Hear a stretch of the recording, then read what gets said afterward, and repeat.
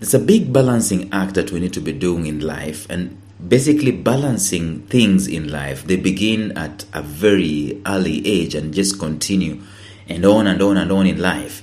But there's one main major balancing act that we need to be doing on maybe in our lifetime.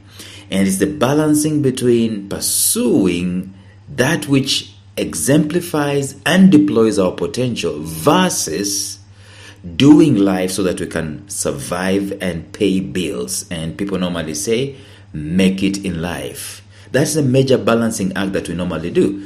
And if we're not careful, we find ourselves leaning on one end and neglecting the other. You lean on the end of paying bills and pursuing life and trying to make it in life, and you neglect the potential that God has given you. And I want us to see today one of the main reasons as to why people never fulfill their God-given potential. Could be something that you already know, but let's listen in today.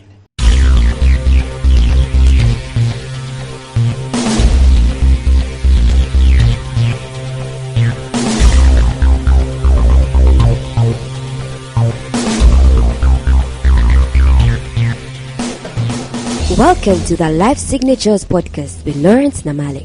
Lawrence is a life coach, author, and keynote speaker who loves to tackle different topics on purpose, productivity, and resilience. His mission in life is to awaken all your boundless possibilities available in you. Life Signatures podcast is dedicated to bring to reality every single person who knows that deep down in their gut, there's got to be more to life than this. And now, here is your host, Lawrence Namale.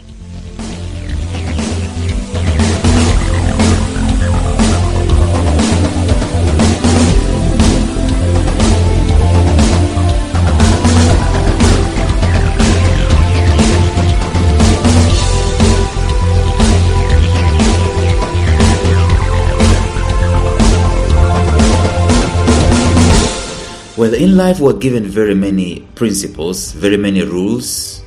Well, not so many of them, but the biggest rule and the biggest principle in life is what we call the potential principle. It applies to nearly everything you see. It applies to nature, and it applies as well to human beings. It applies to anything alive, maybe an organization that has been begun. It applies to that. It applies to ideas. It applies to kids that are born. It applies to as many things as possible. In fact, it's the very essence of growth. The very essence of the growth of anything in life is predicated on the principle of potential. That there's a possibility, that there's something that, the reason as to why we have the potential principle is, again, another principle, the principle of working. We work so that potential can be exemplified, potential can be deployed. And therefore, there could be no fixed things in terms of growth. We cannot know how big it is until we lean into it. And now I'm talking about the individual human being and your potential.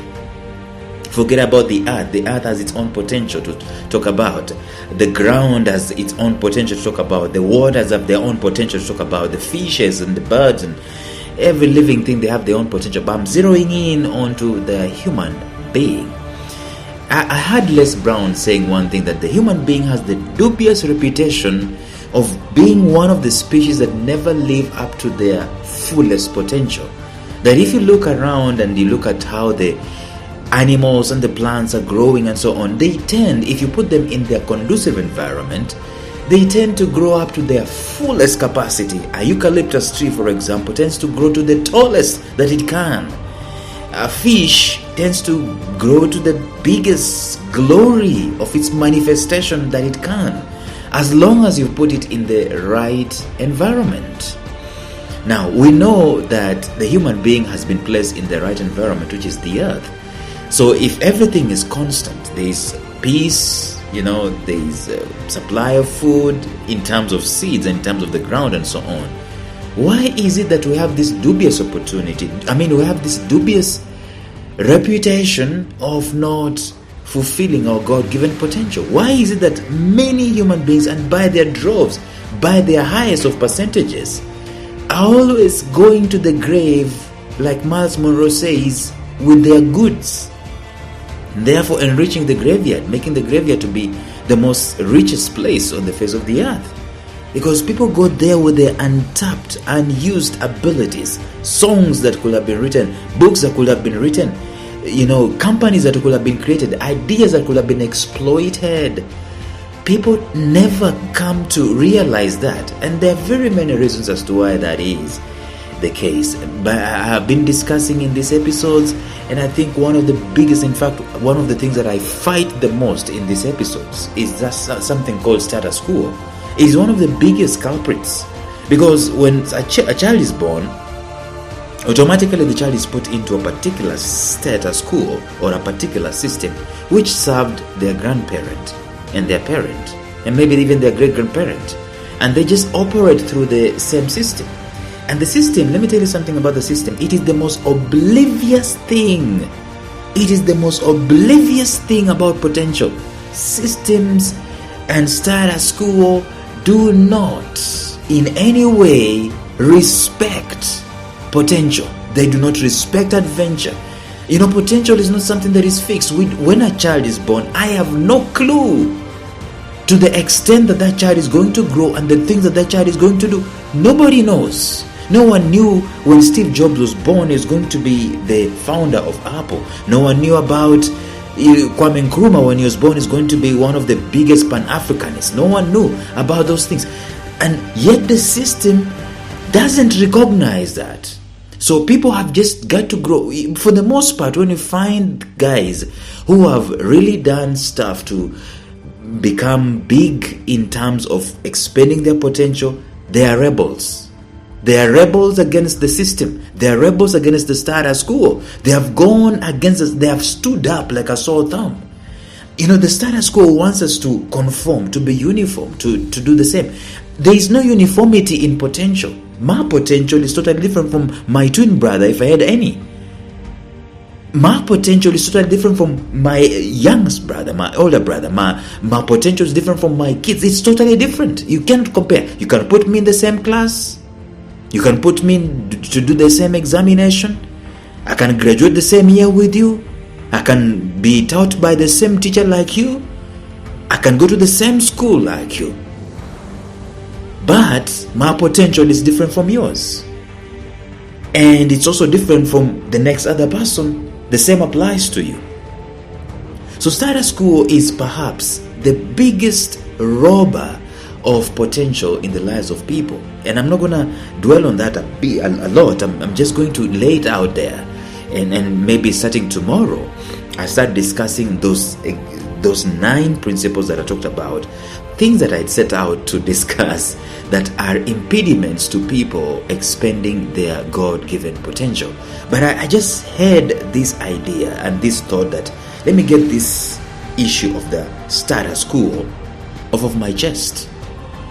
A child is born and immediately we are oblivious. Of course, we celebrate. We look at the child has blue eyes, he has red eyes, he has a smile, he has a dimple, she has a smile, she has a dimple, she's short, she's tall, whatever, she likes laughing, all that stuff. We celebrate the uniqueness of children just in their early stages when they are a mystery to us. And then we stop. How do we stop? We simply put those children into a system, into a status quo that is totally oblivious of their potential, of their uniqueness, of their ability, that just forgets that these are different human beings like the other. And so we treat people the same. And I've always said this in these episodes, that sometimes you find us putting on uniforms. We want to be the same. And where uniforms are found, where there's uniformity, is in the mass production industry, manufacturing industry. When you're producing Blue Band, for example, margarine, you produce the same bottle or the same tin or the same can with the same dimensions. You put the outpouring into the cans are the same all along. But those are non-living things, let alone being the human being, the apple of creation. Why is it that we are doing the same thing? We want to do the same, want to become the same. We build close neighborhoods where the houses are basically the same. We manufacture vehicles, and that's why sometimes the Rolls Royce and all the other expensive cars are very expensive, because they are unique. There's one of one. Why is it that we do that? We have trained ourselves so well to respect status quo and systems, and to totally be oblivious of potential, as if it doesn't matter at all. If potential can fit into the status quo, if it can be served by the system, so be it. But that's not priority. But if it can't, it has got to bow down to the status quo. See, that is one of the, all of us, and you can look at it from the whole human race. Whether we are yellow, black, red or white, from whatever angle we come from whatever generations we come from whatever continent we're coming from, we are all facing the same problem of status quo, where we have got to do things the way they have always been done. We've got to go where people have always gone. We've got to do the tried, the proven and the tested. And if we don't, everyone looks at you like, what's the matter with him? What's wrong with him? Let me tell you a very funny story. It's not even a story. But when I stayed with my dad for some seasons of time, for a long period of time when I was, I think, after high school. I stayed with him, and he was living in the city. So normally, he knows that when he's spreading margarine on the bread, he's got to use a knife to do it. But I had this uncanny thing where, for me, the issue of the process doesn't necessarily matter. So I will use a spoon. I will take a spoon and I will use the spoon to spread the margarine. And it just pisses him off. And he's like, what's the matter with you? The spoon is not used to do that. And I'm like, but it's doing what I want done. It's spreading the margarine on the bread. What's the big deal? You see, my point is that we are so inculcated, we are so trained, discipled, brought up to seriously obey how things ought to operate, in that if someone does something totally different, we rise up against them because they don't fit in. They are causing us to be uncomfortable one way or another. And that's the biggest thief of potential, friends. Maybe in your house today, there are kids with serious potential. But what you're doing is you're taking them through the status quo. You're taking them through a system, which is the same as the other kids all over the place. Maybe yourself, you have particular potential that is untapped. And I can bet you the reason as to why it's untapped is because you are also stepped into a system. So let us start thinking around this system. How can we overcome this system? What are some of the things that we can be able to do to overcome the system, so that we can go back to start honoring and prioritizing our potential in life? There is no excavation of potential arbitrarily, because these systems are stifling it intentionally. So I'm going to start discussing some of the things that are causing people not to experiment, not to deploy, not to go on an adventurous journey of excavating their God-given potential. And it's a sad thing. But until tomorrow, when we're doing that, bye-bye.